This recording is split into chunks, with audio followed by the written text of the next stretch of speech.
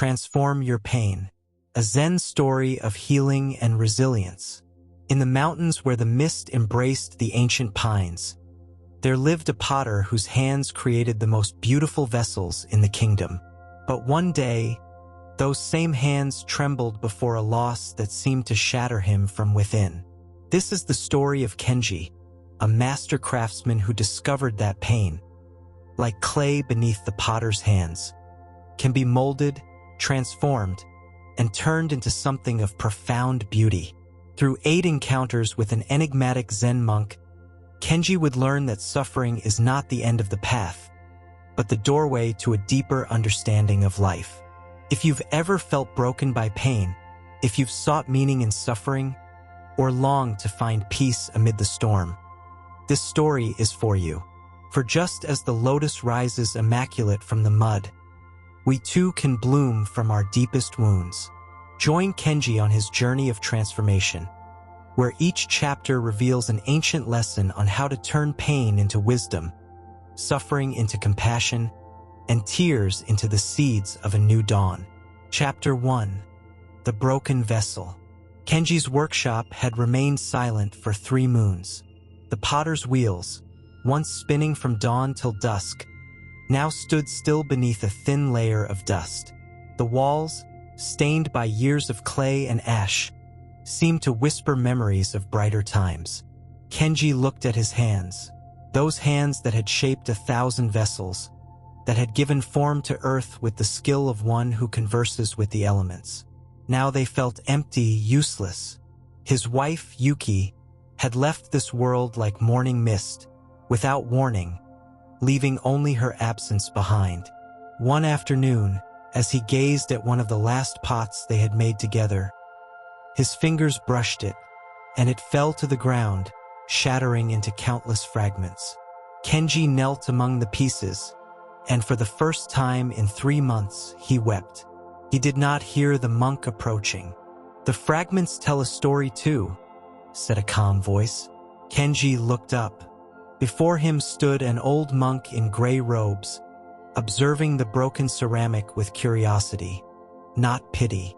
"It's broken. It's useless," said Kenji bitterly. The monk knelt beside him and picked up a few fragments. "Have you heard of Kintsukuroi?" asked the monk. "It is the art of repairing broken pottery with gold. The craftsmen don't hide the cracks, they celebrate them. Each golden line tells the story of what was broken and renewed." "But I don't want it to be broken," Kenji whispered. "I want it to be as it was before." The monk smiled gently. "Nothing ever becomes as it was before, Kenji-san. But it can become something more beautiful precisely because it was broken. Your pain is like these fragments. You can leave them scattered on the floor, or you can begin to join them with the gold of your experience." The monk placed the fragments carefully on the work table. "I'll return when you're ready to pick up the first piece." And he left Kenji in the shadows of the workshop with one burning question in his chest. Could pain truly be transformed into something valuable? Chapter 2. The Weight of Water. 7 days later, Kenji found the monk sitting beside the river that fed his workshop. The old man held a plain clay pot, filled to the brim with water. "Sit," the monk invited. Kenji obeyed. The monk handed him the pot. "Hold it," he said simply. At first, Kenji felt no discomfort. The pot was light, the water cool. Minutes passed. The monk remained silent, watching the river flow. Kenji's arms began to tense. What once felt light became a burden. His muscles trembled. "Master, it's too heavy," he finally said. "The water hasn't changed," replied the monk. "Its weight is the same as when you began. So what has changed?" The time I've been holding it." "Exactly. Pain is like this pot of water. In an instant, it's bearable. But when we refuse to let it go, when we carry it day after day, moment after moment, its weight breaks our arms and our spirit." Kenji looked at the pot. The water reflected the sky. But if I let it go, I'll lose what it contains. And what does it contain? Asked the monk softly. Kenji was silent. In his mind appeared images. Yuki laughing as she mixed glazes. Yuki placing flowers beside his pots. Yuki asleep on the futon with a smile. Memories, he whispered. If I let go of the pain, I feel like I lose her again. The monk nodded with compassion. The river's water flows constantly. Does it stop being a river because it lets go of each drop? The memories aren't in the pain, Kenji-san. They're in your heart. Releasing suffering isn't forgetting. It's honoring what was, without chaining yourself to what you can't change. The monk held out his hands. When you're ready, pour the water into the river. Don't lose it. Return it to where it belongs, and your arms will be free to create again. Kenji looked at the pot, then at the river. Slowly, he tilted the ceramic. The water flowed, merging with the current, continuing its journey. His arms, freed, fell to his sides. For the first time in months, he took a deep breath. Chapter 3: The Garden of Stones. The monk returned on the 10th day, this time with an invitation. Come with me to the temple. The Zen temple rested high on the mountain, where silence was so dense it could be felt. The monk led Kenji to a gravel garden, where stones of different sizes rose like islands in a gray ocean. This garden has been here 100 years, said the monk. Each day, a novice rakes the gravel into new patterns. Do you know why? Kenji studied the perfectly drawn lines. To keep it beautiful? To remind us that nothing is permanent. Each morning, yesterday's pattern disappears. Each morning, a new one is born. The stones remain, but the landscape constantly transforms. The monk handed him a rake. Your pain is like this garden. The large stones are the important moments. The day Yuki left, the days you shared, the love you built. You can't move them, nor should you. They're part of your life's landscape.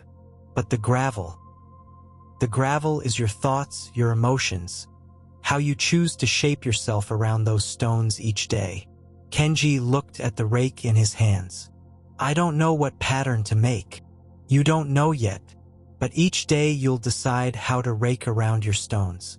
Some days you'll draw circles of peace. Others, chaotic lines of confusion. Both are valid. What matters is knowing you hold the rake. Kenji knelt and began to trace lines in the gravel. At first clumsy and uneven, then slowly finding rhythm. The repetitive motion soothed something inside him. Transformative pain doesn't erase the stones of your past, continued the monk. Learn to create beauty around them. That is the art of the Zen gardener. That is your art now. When Kenji finished, he gazed at his work. It wasn't perfect, but it was his, and in its imperfection, he found a glimmer of peace. Chapter 4: The Inner Storm. One stormy night, Kenji awoke screaming.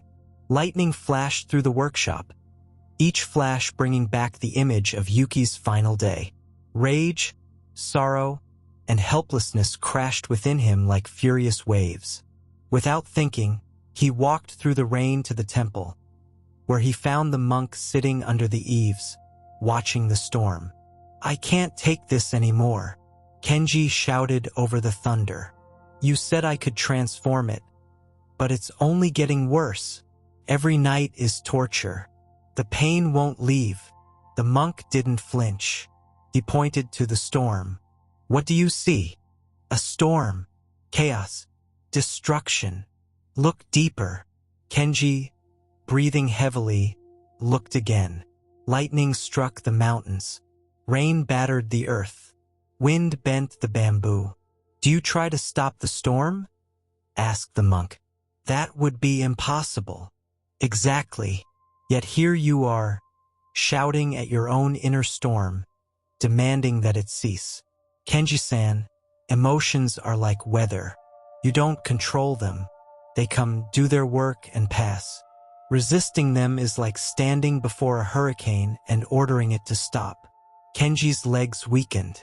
He sank beside the monk. Then, what do I do? What we're doing now. Seek shelter. Observe. Allow the storm to pass. Anger, sorrow, fear, they're visitors. They don't define you. The storm isn't the sky. It just passes through it. The monk closed his eyes. Sit with me. Watch your storm as you watch this one. Without judging. Without fleeing. Just witness. Kenji closed his eyes. The emotions roared within him. But this time he didn't fight them. He felt them as waves, as wind, as rain. Rising, falling, moving. And he remained watching, like the mountain that observes the passing storm. When he opened his eyes, the rain had stopped. His inner storm hadn't vanished, but it no longer swept him away.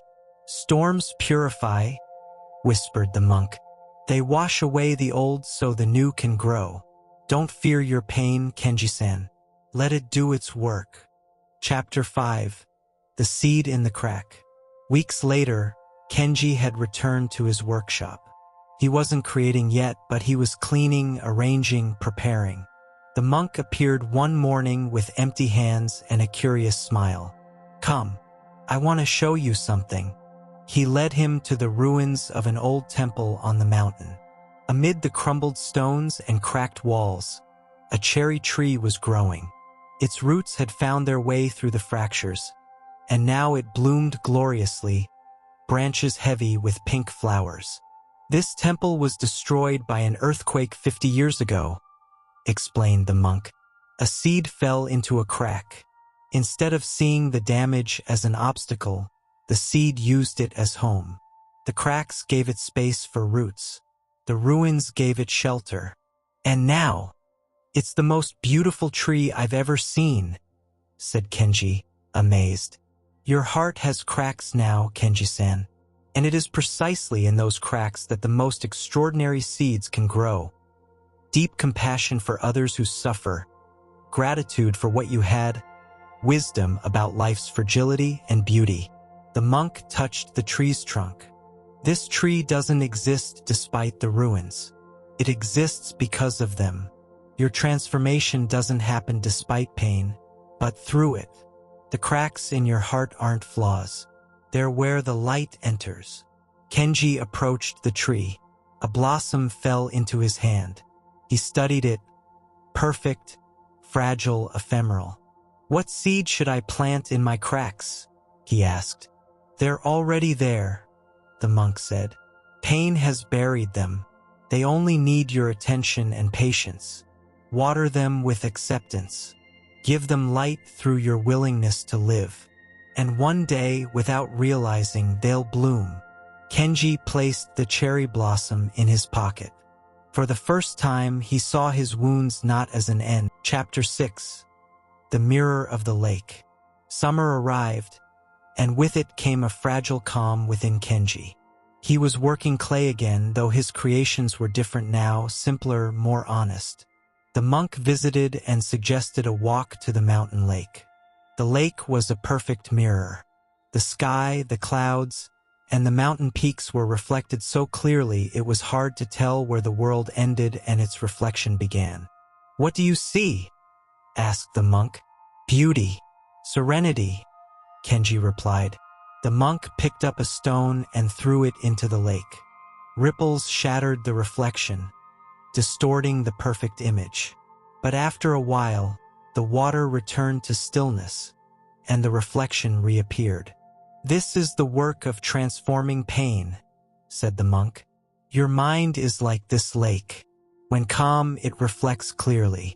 But pain is like the ripples. It distorts, confuses, makes you lose perspective. But the lake became calm again, Kenji observed. Yes, because it didn't fight the ripples. It didn't try to stop them. It simply allowed them to follow their natural course. Your task now is to find stillness beneath the ripples. Even when the surface is agitated, The depths remained serene. The monk sat in lotus position. Sit. Find your depth. Kenji closed his eyes. Thoughts came like stones. Memories of Yuki, unanswered questions, sudden sadness. Each created ripples. But instead of clinging to them, he imagined them sinking slowly to the bottom, while he stayed still in the deep waters, watching them descend. When you transform pain, the monk whispered, it doesn't mean it disappears. It means you learn to find peace even while it's present. You are larger than your ripples, deeper than your storms. Kenji opened his eyes. The lake was still there, serene, and something within him had found that same stillness. Chapter 7. The Fire of the Kiln. Autumn painted the mountains in gold when Kenji invited the monk to his workshop. He had made several new pots and was ready to fire them in the kiln for the first time since Yuki's passing. This is the moment I fear the most, he confessed as he lit the fire. The extreme heat. Yuki always said the kiln was where clay died to be reborn as pottery. Fire transforms it, but it can also destroy it if something goes wrong. The monk watched the flames come alive. And so it is with pain. It's the fire that transforms you. Yes, it can destroy, but it can also strengthen, harden the soft, and turn fragility into endurance. Kenji fed the fire. The heat grew intense. I've spent months in this fire, he said. Sometimes I thought I'd turn to ash, but you didn't. You're here, stronger than you believe. Hours passed. Kenji and the monk tended the fire, adjusting the temperature, watching the process carefully. A work of patience and total presence. When you enter the fire of pain, taught the monk, don't rush it. The kiln can't be opened too soon, or the pieces will be ruined. You must trust the process. Pain has its own temperature, its own firing time. By dawn, the kiln had cooled enough. Kenji opened the doors with trembling hands. One by one, he pulled out the pots. All had survived. The glazes had melted into colors he had never anticipated. Deep blues veined with gold, reds like sunsets, greens like ancient moss. They're more beautiful than I imagined, whispered Kenji, tears in his eyes. Because the fire transformed them. They're no longer the soft clay that entered. They're something new, just like you. Kenji held a vessel up to the morning light. On its imperfect surface, he saw the story of fire, of pain, of transformation, and it was beautiful. Pain is the kiln, said the monk, and you are the vessel that emerges on the other side, changed, strengthened, ready to hold new things. Chapter 8. The Gift of the Lotus. A year had passed since Yuki's departure. Kenji walked to the temple carrying a vessel wrapped in silk. The monk awaited him in the garden, where a pond of lotuses bloomed in full splendor. Master, said Kenji, kneeling, I've come to thank you and to show you something. He unwrapped the vessel. It was extraordinary. On its surface, he had carved the story of his transformation. A broken pot with golden lines, a flowing river, stones in a garden, a storm, a cherry tree among ruins, a serene lake, flames of fire, and at the center, a lotus. It's the most beautiful one you've ever made, said the monk with genuine admiration, because it's made of everything I learned from you. Every lesson is here, but above all, the lotus. Kenji looked toward the pond. I finally understood why the lotus is sacred in Zen. It doesn't grow in pure soil or clean water. It grows in the mud, in the dark, in the depths. And from there, it rises toward the light, immaculate and beautiful. It doesn't bloom despite the mud. It blooms because of it. The monk smiled, eyes glistening. You've understood. My pain was the mud, continued Kenji. Dark, dense, suffocating. But it was also nourishment. Without it, I wouldn't have grown. I wouldn't have learned true compassion, deep gratitude, or the beauty of impermanence. The lotus doesn't reject the mud. It transforms it into beauty. Kenji poured water from the pond into the vessel. Yuki taught me to shape clay. You taught me to shape pain. Now I know pain isn't the enemy. It's the hardest, most honest teacher. It showed me who I truly am when everything else is stripped away. And who are you? Asked the monk softly. Kenji was silent. He looked at the lotus in the pond, then at his reflection in the water within the vessel. I am someone who was broken and chose to mend the pieces with gold. Someone who carried water until I learned to let it.